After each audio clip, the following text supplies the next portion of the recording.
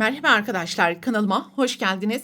Bugünkü videomda yeni başlayanlar için kolay ve hızlı yılbaşı çam ağacı süslemelerinde ya da bardak altlığı olarak değerlendirebileceğiniz tığ işi yıldız yapılışını anlatacağım. Umarım sizler için faydalı bir video olur. Anlatımını yapacağım desende 5 katlı orta kalınlıkta %50 koton, %50 akrilik ipler kullanacağız ve 2,5 milimetre ile deseni öreceğiz. Hazırsanız haydi vakit kaybetmeden desenin yapılışına başlayalım. Yıldızın yapılışına sihirli halka yaparak başlayalım. 5 zincir,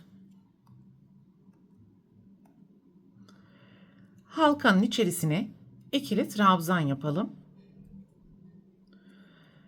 1 zincir, halkanın içerisine ikili trabzan.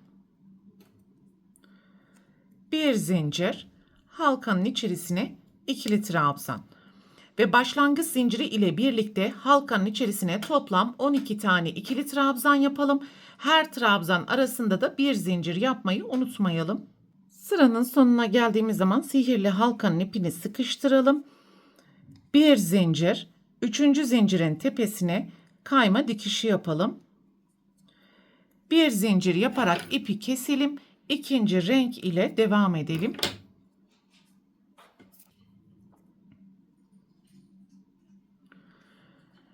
Yapmış olduğumuz herhangi bir zincir boşluğundan ipi sabitleyelim. 2 zincir, aynı boşluğun içerisinden önce 2 tane yarım trabzan yapalım.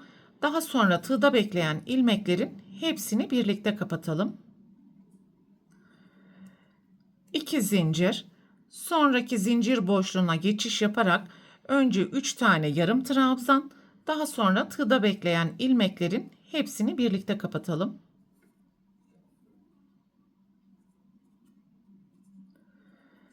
İki zincir ve iki desende yapmış olduğumuz işlemleri tüm bir zincir boşluklarında tekrar ederek sıra sonuna kadar yan yana toplam 12 tane grup oluşturalım.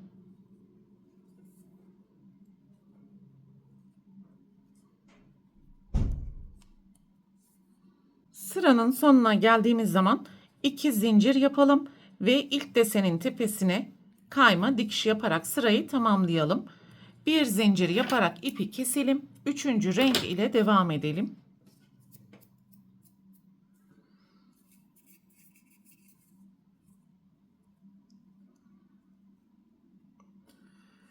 Yapmış olduğumuz herhangi bir zincir boşluğundan ipi sabitleyelim. 2 zincir, aynı boşluğun içerisine 3 kez yarım trabzan yapalım. Daha sonra tığda bekleyen ilmeklerin hepsini birlikte kapatalım.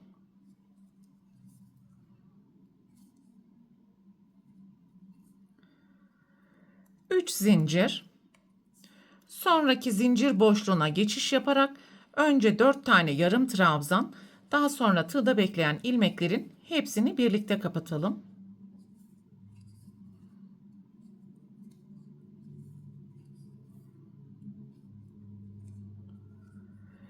3 zincir ve alt sırada yapmış olduğumuz tüm zincir boşluklarına aynı işlemi tekrar ederek sıra sonuna kadar devam edelim.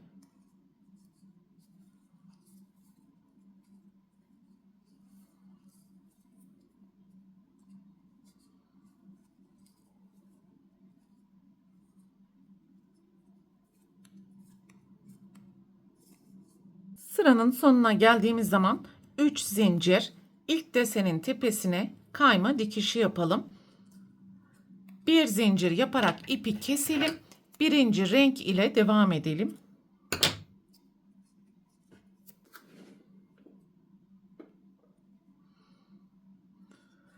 Yapmış olduğumuz herhangi bir zincir boşluğundan ipi sabitleyelim ve 2 zincir yapalım. Aynı boşluğun içerisine 3 tane zincir ile birlikte ikili trabzan yapacağız. Aynı boşluğun içerisine üçlü trabzan,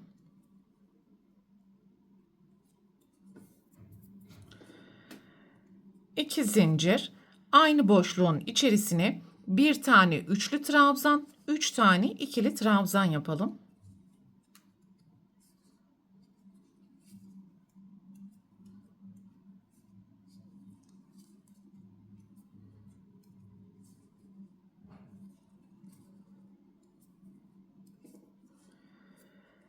Bir zincir, sonraki zincir boşluğuna sık iğne,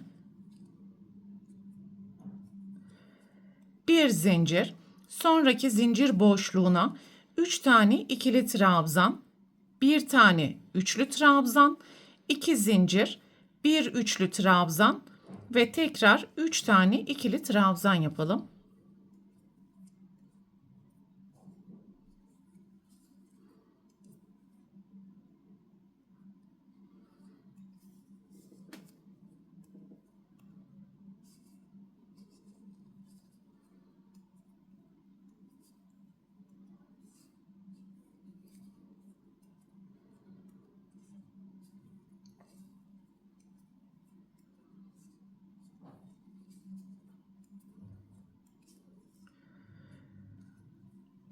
Bir zincir, sonraki zincir boşluğuna geçiş yapalım. Sık iğne, bir zincir, sonraki zincir boşluğuna burada oluşturmuş olduğumuz trabzan sıralamasını tekrar ederek sıra sonuna kadar yapmaya devam edelim.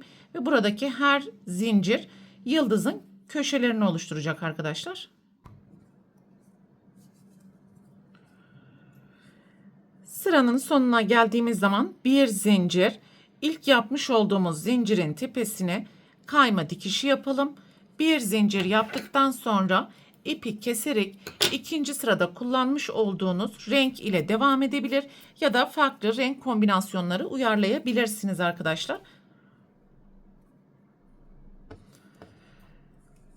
Alt sırada yapmış olduğumuz herhangi bir trabzanın tepesinden ipi sabitleyelim. Bir zincir, zincir boşluğuna gelene kadar yan yana sık iğne yapalım.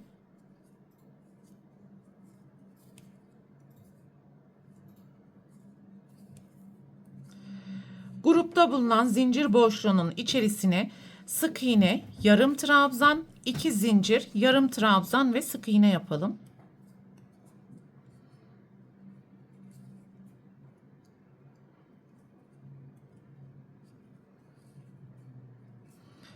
Alttaki 4 trabzanın tepesine yan yana 4 tane sık iğne yapalım.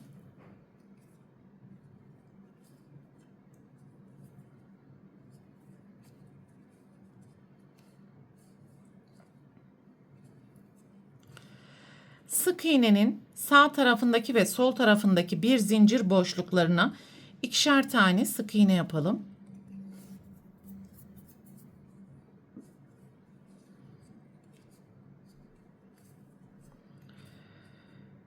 Alttaki 4 trabzanın tepesine yan yana 4 sık iğne.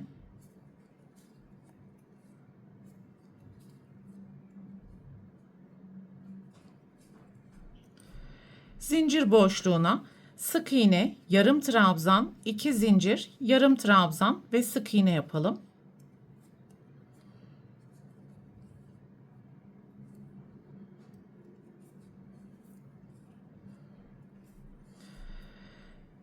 Ve şimdi diğer grupta bulunan zincir boşluğuna gelene kadar alttaki trabzanların tepesine yan yana sık iğne, buradaki bir zincir boşluklarına ikişer tane sık iğne.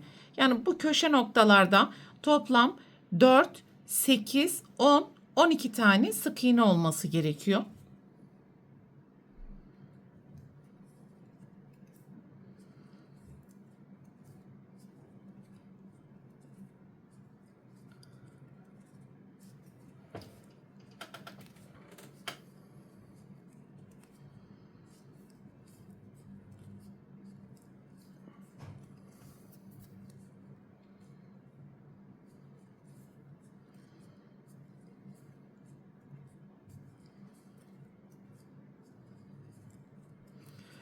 Zincir boşluğuna diğer iki desendeki işlemleri tekrar ederek sıra sonuna kadar yapmaya devam edelim.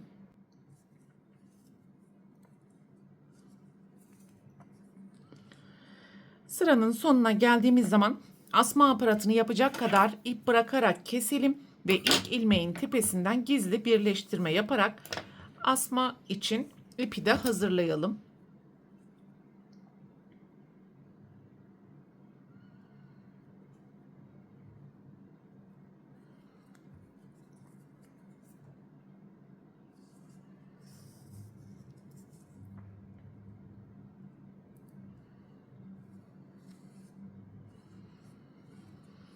Burada asma aparatını yaparken yukarıdaki uç noktalara kadar ipi taşıyabilirsiniz arkadaşlar. Görünümü daha güzel olacaktır.